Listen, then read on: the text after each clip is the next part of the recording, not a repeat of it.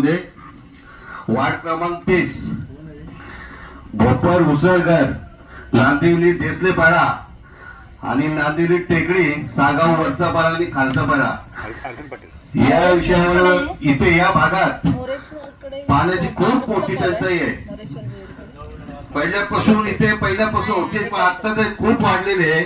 आणि काही भागात आता तुम्हाला सांगितलं पाणी येत नाही, म्हणजे काही भागात पाणी येतो, काही भागात येत नाही. कशामुळं? हे आपले जे कर्मचारी आहेत ना, कॉप खोलणारे, चारवा सोडणारे, हे कर्मचाऱ्यांच्या मुले यांची परिस्थिती काय आहे? जे मोठे मोठे टावर आहेत इथे असे कोण कोणता तिथं फोन येतो ना का आमची आम्ही टाकी भर गया आणि 5 ते 7 हजार रुपये महिन्याला पगार घेतात सोसायटी वाल्याकडनं कर्मचारी. आणि बाकीचे जे श्रमिक आहे 50% या लोकांना पाणी फक्त 2 ते 4 कोणतात, फक्त थेंब थेंब, जसे ढगाला लागली कल पाणी थेंब थेंब झालं असं पाणी त्याला सोडतात.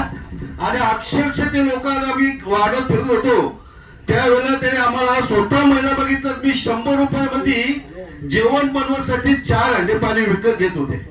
100 रुपयामध्ये 4 हंडे विकत घेत होती. पण समय ते चालीमध्ये लोक राहतात, ते टँकर मागून टँकरचं आपलं तुमचे भेटतच नाही. आणि आमच्या वार्डामध्ये बिसलेचे 4 ते 5 प्लांट आहेत वार्डामध्ये. मग त्यांना 1000 तुम्ही उद्या 1000 बॉक्स ऑर्डर द्या, उद्याच्या उद्या त्याला पाणी येतं कुठलं? काय अधिकारांचं आहे का त्याच्या मागे? काय मागच्या 2025 ला खासदार साहेबांनी मंत्रालयामध्ये मिटिंग लावली उदय सामंतजी बरोबर. त्यांना आम्ही सांगितलं सर्व कहाणी आमच्या वाड्यातली. त्याने आम्हाला फक्त काय सांगितलं, मी बघतो म्हणून. आणि मग रात्री 10 वाजता घरी आलो आणि 1:55 ला उदय सामंत प्रायव्हेट गाड्या घेऊन प्रायव्हेट ड्रेस घालून सर्वांच्या इथे झाड टाकले आणि 2 लोकांवर केसेस सुद्धा केल्या. फक्त 2 महिने झाले, 2 महिने परत ते प्लॅट चालू झाले. यांना अनलिगल टॅबने किती दिलेले त्याच्या मागे अधिकाऱ्यांचा आशीर्वाद आहे का हे आम्हाला तुम्हाला विचारायचं आहे. आणि 8 ते 10 टँकर आहेत, दिवसाला 5-5 फेऱ्या मारतात आणि प्रत्येक गावातच भरतात. यानं पाणी येतं कुठनं? लोकांना पाणी प्यायला मिळत नाही आणि थोडं विकत पाणी द्यायला येतं कुठनं? 1800 ते 2000 रुपयात टँकर विकतात.